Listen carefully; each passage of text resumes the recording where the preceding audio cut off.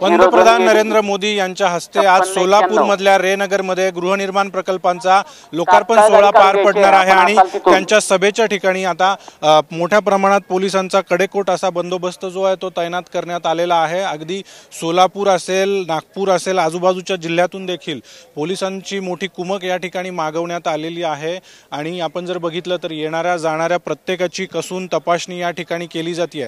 सभेच्या ठिकाणी साधारणपणे काळे कपडे किंवा काळे वस्तू, काळी मफलर यांना बंदी घालण्यात आलेली आहे। त्यासोबतच पाण्याच्या बाटल्या नेण्यास देखील या ठिकाणी बंदी घालण्यात आलेली आहे। समोर जर आपण बघितलं तर प्रत्येकाची पोलीस या ठिकाणी चौकशी करतात, तपासणी करतात आणि त्यानंतरच त्यांना आतमध्ये सभेच्या ठिकाणी सोडलं जात आहे। एकूणच आपण या कार्यक्रमाचं स्वरूप बघितलं तर साधारणपणे 1 लाख लोक या ठिकाणी या सभामंडपात बसू शकतील अशा पद्धतीचं नियोजन जे आहे ते आयोजकांकडून करण्यात आलेलं आहे।